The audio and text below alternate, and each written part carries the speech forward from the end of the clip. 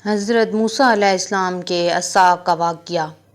یہ حضرت موسیٰ علیہ السلام کی وہ مقدس لاٹھی ہے جس کو عصائے موسیٰ کہتے ہیں۔ اس کے ذریعے آپ کے بہت سے ان معجزات کا ظہور ہوا جن کو قرآن مجید نے مختلف عنوانوں کے ساتھ بار بار بیان فرمایا ہے۔ اس مقدس لاٹھی کی تاریخ بہت قدیم ہے جو اپنے دامن میں سینکڑوں ان تاریخی واقعات کو سمیٹے ہوئے ہے جن میں عبرتوں اور نصیحتوں کے ہزاروں نشانات ستاروں کی طرح جگمگا رہے ہیں، جن سے اہل نظر کو بصیرت کی روشنی اور ہدایت کا نور ملتا ہے۔ یہ لاٹھی حضرت موسیٰ علیہ السلام کے قد کے برابر 10 ہاتھ لمبی تھی اور اس کے سر پر 2 شاخیں تھیں جو رات میں مشعل کی طرح روشن ہو جایا کرتی تھیں۔ یہ جنت کے درخت پیلو کی لکڑی سے بنائی گئی تھی اور اس کو حضرت آدم علیہ السلام بہشت سے اپنے ساتھ لائے تھے۔ حضرت آدم علیہ السلام کے ساتھ عود، حضرت موسیٰ علیہ السلام کا عصا جو عزت والی پیلو کی لکڑی کا تھا، انجیر کی پتیاں، حجر اسود جو مکہ معظمہ میں ہے، اور نبی معظم حضرت سلمان علیہ السلام کی انگوٹھی، یہ 5 چیزیں جنت سے اتاری گئیں۔ حضرت آدم علیہ السلام کے بعد یہ مقدس عصا حضرات انبیاء کرام علیہ السلام کو یکے بعد دیگرے بطور میراث کے ملتا رہا، یہاں تک کہ حضرت شعیب علیہ السلام کو ملا جو قوم مدین کے نبی تھے۔ جب حضرت موسیٰ علیہ السلام مصر سے ہجرت فرما کر مدین تشریف لے گئے اور حضرت شعیب علیہ السلام نے اپنی صاحبزادی حضرت بی بی صفورہ رضی اللہ عنہا سے آپ کا نکاح فرما دیا اور آپ 10 برس تک حضرت شعیب علیہ السلام کی خدمت میں رہ کر آپ کی بکریاں چراتے رہے۔ اس وقت حضرت شعیب علیہ السلام نے حکم خداوندی کے مطابق آپ کو یہ مقدس عصا عطا فرمایا۔ پھر جب آپ اپنی زوجہ محترمہ کو ساتھ لے کر مدین سے مصر اپنے وطن کے لیے روانہ ہوئے اور وادی مقدس مقام طوٰ میں پہنچے تو اللہ تعالیٰ نے اپنی تجلی سے آپ کو سرفراز فرما کر منصب رسالت کے شرف سے سر بلند فرمایا۔ اس وقت حضرت حق جل مجدہ نے آپ سے جس طرح کلام فرمایا، قرآن مجید نے اس کو اس طرح بیان فرمایا کہ اور یہ تیرے داہنے ہاتھ میں کیا ہے اے موسیٰ؟ عرض کی یہ میرا عصا ہے، میں اس پر تکیہ لگاتا ہوں اور اس سے اپنی بکریوں پر پتے جھاڑتا ہوں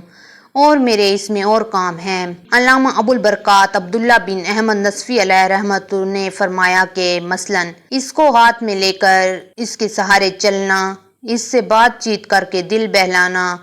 دن میں اس کا درخت بن کر آپ پر سایہ کرنا، رات میں اس کی دونوں شاخوں کا روشن ہو کر آپ کو روشنی دینا، اس سے دشمنوں، درندوں اور سانپوں بچھوؤں کو مارنا، کنویں سے پانی بھرنے کے وقت اس کا رسی بن جانا اور اس کی دونوں شاخوں کا ڈول بن جانا، بوقت ضرورت اس کا درخت بن کر حسب خواہش پھل دینا، اس کو زمین میں گاڑ دینے سے پانی نکل پڑنا وغیرہ۔ حضرت موسیٰ علیہ السلام اس مقدس لاٹھی سے مذکورہ 12 کام نکالتے رہے، مگر جب آپ فرعون کے دربار میں ہدایت فرمانے کی غرض سے تشریف لے گئے اور اس نے آپ کو جادوگر کہہ کر جھٹلایا تو آپ کے اس عصا کے ذریعے بڑے بڑے معجزات کا ظہور شروع ہو گیا، جن میں سے 3 معجزات کا تذکرہ قرآن مجید نے بار بار فرمایا جو حسب ذیل ہیں۔ عصا اژدہا بن گیا۔ اس کا واقعہ یہ ہے کہ فرعون نے ایک میلہ لگوایا اور اپنی پوری سلطنت کے جادوگروں کو جمع کر کے حضرت موسیٰ علیہ السلام کو شکست دینے کے لیے مقابلہ پر لگا دیا، اور اس میلہ کے اژدہام میں جہاں لاکھوں انسانوں کا مجمع تھا، ایک طرف جادوگروں کا ہجوم اپنی جادوگری کا سامان لے کر جمع ہو گیا اور ان جادوگروں کی فوج کے مقابلہ میں حضرت موسیٰ علیہ السلام تنہا ڈٹ گئے۔ جادوگروں نے فرعون کی عزت کی قسم کھا کر اپنے جادو کی لاٹھیوں اور رسیوں کو پھینکا تو ایک دم وہ لاٹھیاں اور رسیاں سانپ بن کر پورے میدان میں ہر طرف پھنکارے مار کر دوڑنے لگیں اور پورا مجمع خوف و ہراس میں بدحواس ہو کر ادھر ادھر بھاگنے لگا، اور فرعون اور اس کے تمام جادوگر اس کرتب کو دکھا کر اپنی فتح کے گھمنڈ اور غرور کے نشہ میں بدمست ہو گئے اور جوش شادمانی سے تالیاں بجا بجا کر اپنی مسرت کا اظہار کرنے لگے کہ اتنے میں ناگہاں حضرت موسیٰ علیہ السلام نے خدا کے حکم سے اپنی مقدس لاٹھی کو ان سانپوں کے ہجوم میں ڈال دیا تو یہ لاٹھی ایک بہت بڑا اور نہایت ہی بدناک اژدہا بن کر جادوگروں کے تمام سانپوں کو نگل گیا۔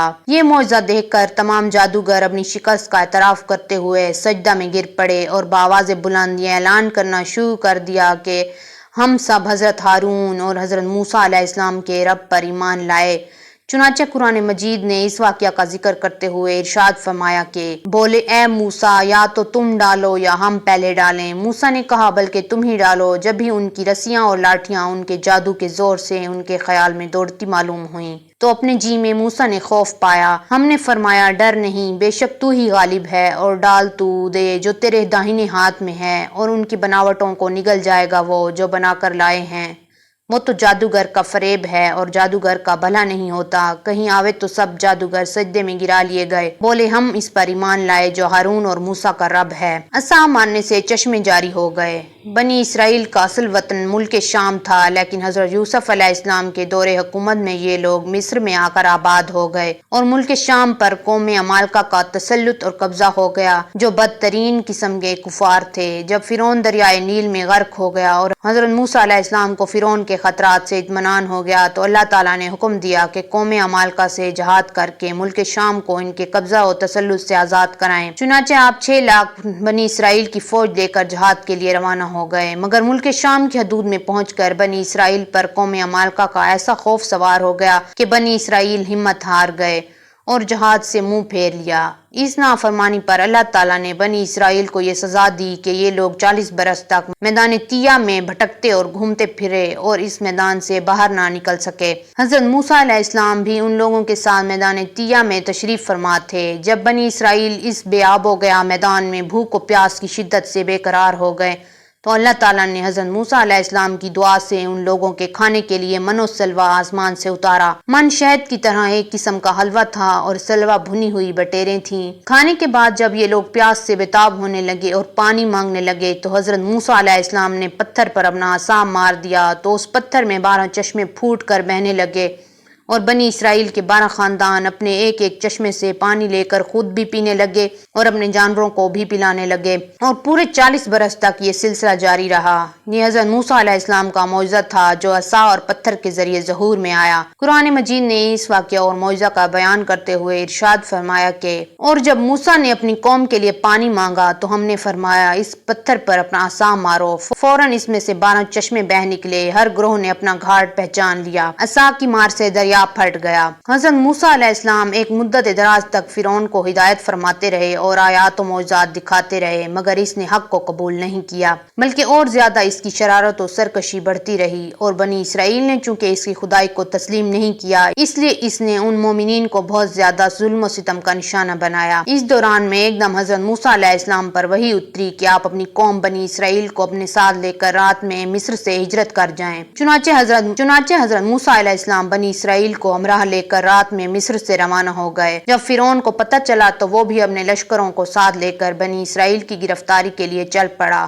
جب دونوں لشکر ایک دوسرے کے قریب ہو گئے تو بنی اسرائیل فرعون کے خوف سے چیخ پڑے کہ اب تو ہم فرعون کے ہاتھوں گرفتار ہو جائیں گے، اور بنی اسرائیل کی پوزیشن بہت نازک ہو گئی کیونکہ ان کے پیچھے فرعون کا خونخوار لشکر تھا اور آگے موجیں مارتا ہوا دریا۔ اس پریشانی کے عالم میں حضرت موسیٰ علیہ السلام مطمئن تھے اور بنی اسرائیل کو تسلی دے رہے تھے۔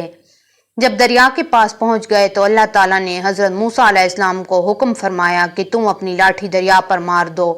چنانچہ جو ہی آپ نے دریا پر لاٹھی ماری تو فوراً ہی دریا میں 12 سڑکیں بن گئیں اور بنی اسرائیل ان سڑکوں پر چل کر سلامتی کے ساتھ دریا سے پار نکل گئے۔ فرعون جب دریا کے قریب پہنچا اور اس نے دریا کی سڑکوں کو دیکھا تو وہ بھی اپنے لشکروں کے ساتھ ان سڑکوں پر چل پڑا، مگر جب فرعون اور اس کا لشکر دریا کے بیچ میں پہنچا تو اچانک دریا موجیں مارنے لگا اور سب سڑکیں ختم ہو گئیں اور فرعون اپنے لشکروں سمیت دریا میں غرق ہو گیا۔ اس واقعہ کو قرآن مجید نے اس طرح بیان فرمایا کہ پھر جب آمنا سامنا ہوا دونوں گروہوں کا، موسیٰ والوں نے کہا ہم کو انہوں نے آ لیا۔ موسیٰ نے فرمایا یوں نہیں، بے شک میرا رب ساتھ ہے، وہ مجھے اب راہ دیتا ہے۔ تو ہم نے موسیٰ کو وحی فرمائی کہ دریا پر اپنا عصا مار، تو جب ہی دریا پھٹ گیا تو ہر حصہ ہو گیا جیسے بڑا پہاڑ، اور وہاں قریب لائے ہم دوسروں کو اور ہم نے بچا لیا موسیٰ اور اس کے سب ساتھ والوں کو، پھر دوسروں کو ڈبو دیا۔ بے شک اس میں ضرور نشانی ہے اور ان میں اکثر مسلمان نہ تھے۔ یہ ہیں حضرت موسیٰ علیہ السلام کی مقدس لاٹھی کے ذریعے ظاہر ہونے والے وہ تینوں عظیم الشان معجزات جن کو قرآن کریم نے مختلف الفاظ اور متعدد عنوانوں کے ساتھ بار بار بیان فرما کر لوگوں کے لیے عبرت اور ہدایت کا سامان بنا دیا ہے۔